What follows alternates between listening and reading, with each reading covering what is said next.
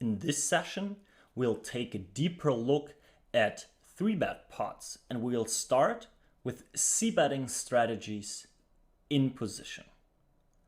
We will take a look at different scenarios, what to focus on, with the goal to get an idea which sizings and which frequencies to use to play a good flop strategy.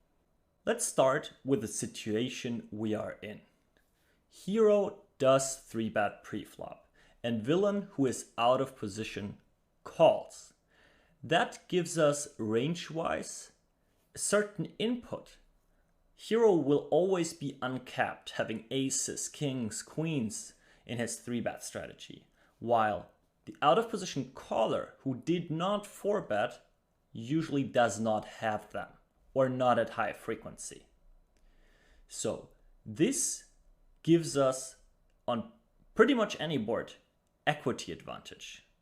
Aces, kings, queens is so strong, the flop cannot change that much. So actually, on most boards, those overpairs still count as nuts in a way. And that makes us keeping the nut advantage on almost any flop. Now the next thing to focus on will be the nut advantage over time. That might change. Sometimes we don't care too much which cards will come next, and we know we will keep our nut advantage. But in other spots, we are really scared to see some more cards, because it might turn things around in a way. I'm a big fan of divide and conquer. So I actually take all those 3-bet pots and divide them into smaller subcategories. And I do that by looking at the strategies I want to apply. So let's start with spot number 1 that I chose today. This is the spot where Hero has nut advantage now. We said we pretty much always have equity advantage as well. And Hero will keep nut advantage over time. So this is a spot where we are crushing now, and we are not really scared of anything that might happen to, well, be in a burst situation. So actually, those boards where we're super happy about the flop. That will allow us to push equity with a very, very high frequency c-bet. Our advantage is so big that we can just invest money in the pot, gaining fold equity and getting value from villain's calling range. So let's think about which boards could fit that description. For the examples today, I will be using cutoff versus MP examples, where I'm in the cutoff, am raising a linear strategy. It should be about 8.5% from aces down to the pocket 7s, 8s. We will see that in a second. And out of position will answer with lots of frequency calls, and we are just seeing a classic solver range in our examples. So let's take a look. Remember, I only split up the spots by looking at the strategy or certain parameters that are just true for those boards. Nut advantage now, nut advantage over time. I brought 3 example boards today.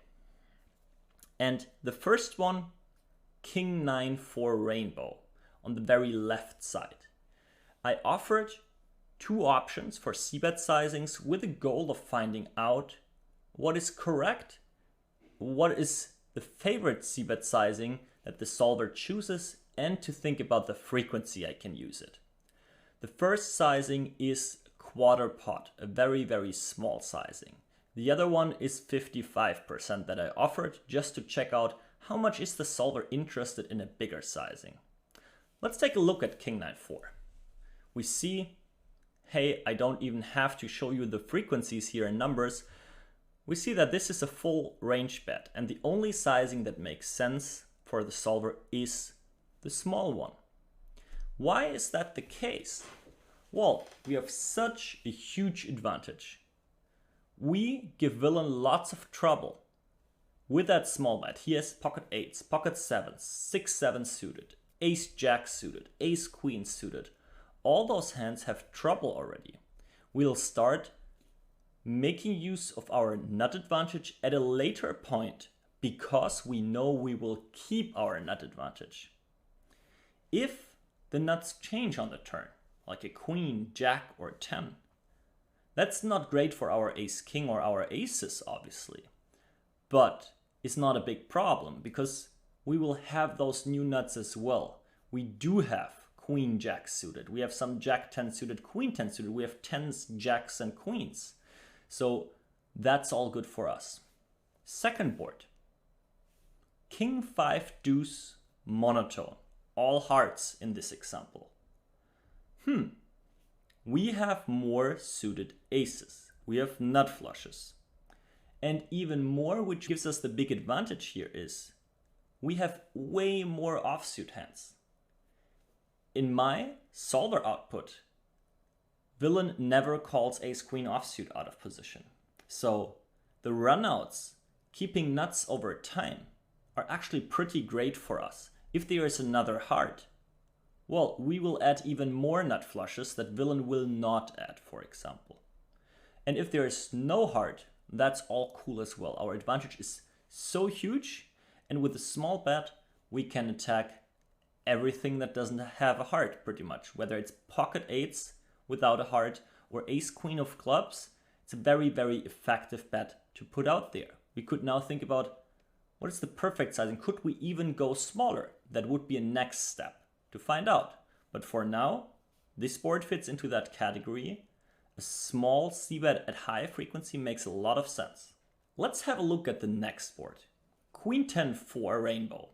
It actually is somewhat similar to King 9-4, just a little bit more connected because of the Queen 10 and how close they are. So we might think that big sizings make more sense now, but actually small only is totally fine for the fact I mentioned before already. We have the advantage right now, and we will keep it. If the turn is a king, we have ace-jack. If the turn is a jack, well, great, we have ace-king. If the turn is an ace, well, we have king-jack suited. So actually, when nuts change, we will cover them, so nothing can happen. Nothing bad can happen to us, and it's fine to just push our equity and build a little bigger pot to then polarize later and go for the bigger value bets with our stronger hands and bluff with our weakest hands. Let's talk about the second spot that comes up.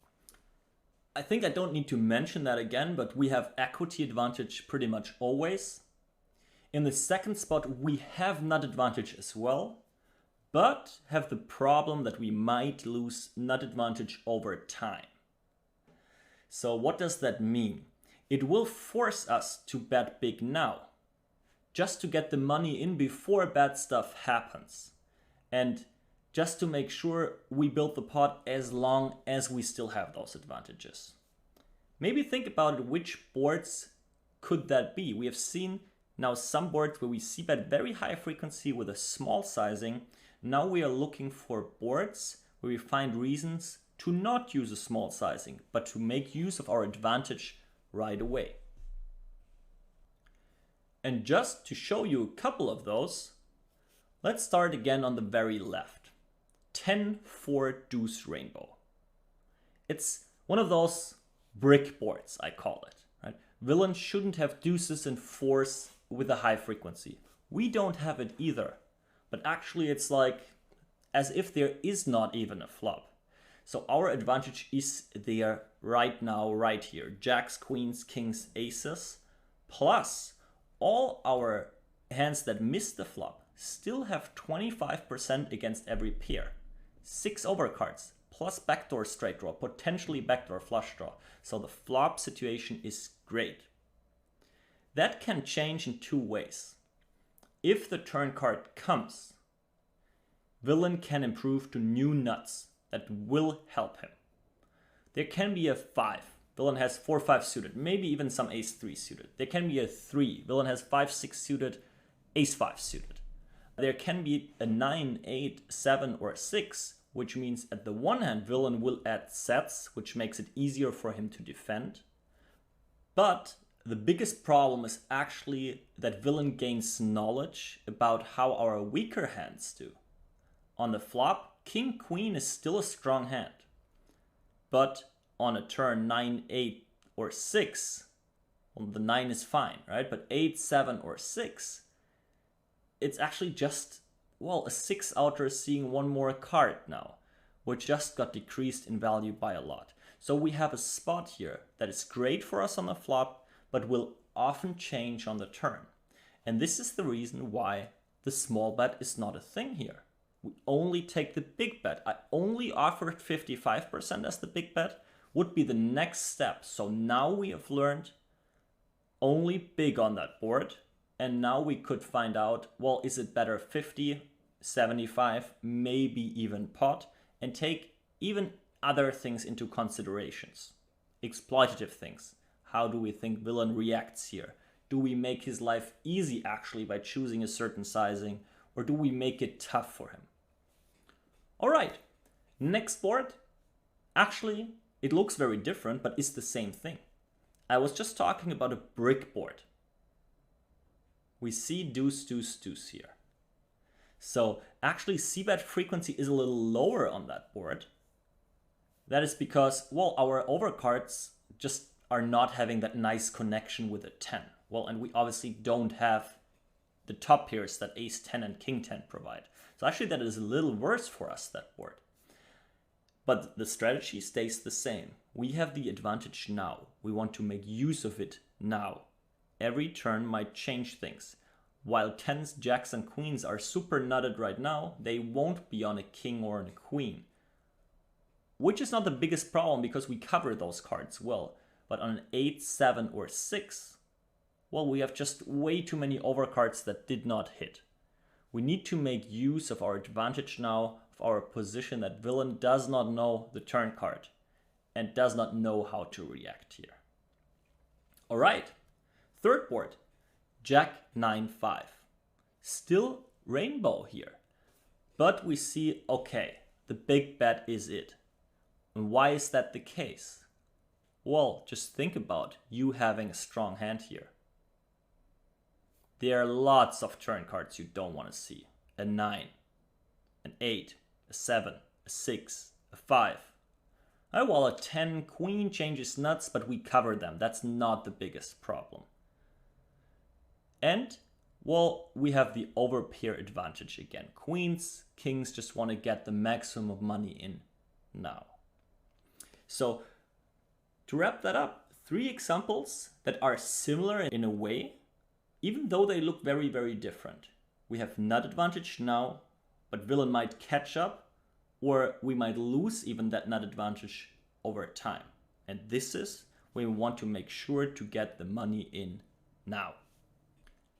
So for now, we have seen 2 different spots that in a way are actually similar. High frequency c-bet, one time with a small sizing where we keep the nut advantage over time, the other time with a big sizing where we want to get as much money in right now as possible. Still high c-bet frequency. Obviously, there are boards that are kind of a mix between those. Right? If I don't go for the Jack 9-5, but I go for the Queen 9-5, for example, well, we see a big mix between small bet and big bet. And that would be the next step where we decide what makes sense. But for now, this is about the understanding. Both bet sizes can make sense there, and I want to understand the reason. Now, coming to a very, very different spot. I could show you lots of in-between spots, but I'd rather talk about them when they come up in the live play or session review. Because we learn way more from the maximum examples, from the extreme spots. Let's get to spot number 3 then. And I only wrote down one thing here. Villain has nut advantage now. Now what does that mean? We've discussed that in a couple of the other videos already. action reaction game. Check it out in the general concepts. Once villain has the nut advantage, he shouldn't be range checking anymore. And actually he should be incentivized to start the betting round more often, even though he's out of position and he's not the aggressor. He has the reason to build a pot. So what does that mean for our situation? We need to understand that not we are setting the parameters anymore, not we are setting the framework, how the pot is played out. It should actually be villain. So what I wrote down here is it forces us to switch to reaction game, because it's just a standard thing for people to be doing, even though villain might be checking a lot. But then we are in the exploitative part again. Now it's just important to understand, hey, we are in the reaction game, we are reacting. Even though villain is checking to us, we need to know whether he did check 100% because he doesn't understand the spot, or did he just check this time but has a strategy that includes betting as well. And I want to show you that with an example as well. Remember, we are still 3-betting from the cutoff and the middle position did call. And what we see here for the first time is the decision for out of position on the flop. Before it was our turn in position, I chose the board 7-6-5 rainbow and offered only a small donk as an option. I just stated again what is the fact. Villain has nut advantage, more 7s, more 6s, more 5s relatively, more 7-6, 5-6, 5-4 nut equity. We have our overpairs. That's good equity. But is it really nuts on that board? Close. And villain should take over initiative is what we see here. We see a 38% frequency donk. That is often not happening, as I said. And then we need to switch to exploitative strategy. But it's so important to understand that we cannot say what the perfect c-betting strategy is here, because we are actually reacting to what villain does. And to showcase that, I ran 2 simulations for you. One time, villain does play with exact the donking strategy we are seeing here. And another simulation where I didn't allow villain to donk. So I know he is range checking to us, which I guess lots of people are doing because it's just a thing to check to the aggressor from pre-flop. Let's compare those. On the left side, you see the correct c-bet strategy against a range check.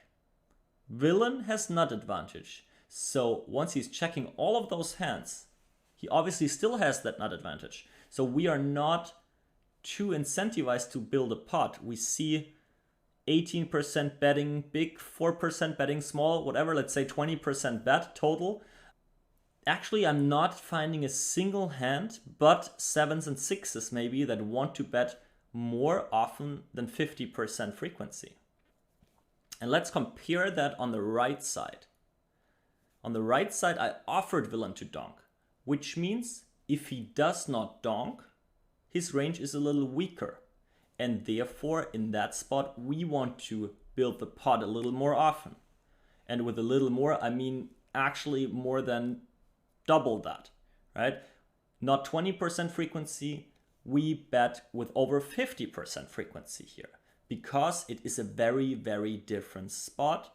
And our c-bet strategy is nothing else but a reaction to villain's strategy he started with. Let's wrap that up again. I showed you 3 different kinds of spots, and I want you to take that away from this session. What do you need to focus on? The first 2 spots I just explained through nut advantage right now and or nut advantage over time. The third spot was a special one because we learned actually, even though we are the aggressor as the 3-better and it gets checked to us, we are playing a reaction game. reacting to villain's strategy in the first place. We talked about which sizings make sense when. Big or small. I'll leave it open how big or how small. This would be the next step to find out whether there's some clear advantages of certain bet sizes on certain boards. And another next step would be, how can we simplify? If we want to use both small bet or a big bet, should we do so? Or should we decide to find something in between to make our strategy easier? Which brings us back to the concept of building a wardrobe, simplification, making it easy for us while making it tough for villain. Lots of things to think about. Next step is the video where I review 3-bet pots on the flop myself. We'll have a look at lots of different spots and how I approach them. And this is hopefully where you can take even more away to then use in practice as well.